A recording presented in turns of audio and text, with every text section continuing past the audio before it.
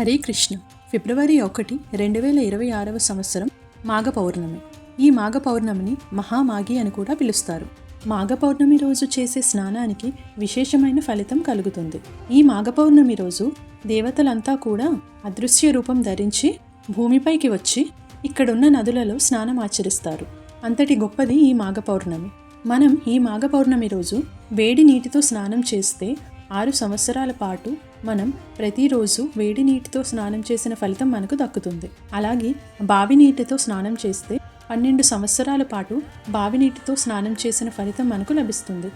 అలాగే చెరువులలో కనుక స్నానం చేస్తే 24 సంవత్సరాల పాటు రోజు చెరువులో స్నానం చేసిన ఫలితం మనకు దక్కుతుంది. ఈ మాఘ పౌర్ణమి రోజు సాధారణమైన నదిలో స్నానం చేస్తే 96 సంవత్సరాలు ప్రతిరోజు నదీ స్నానం చేసిన ఫలితం మనకు లభిస్తుంది.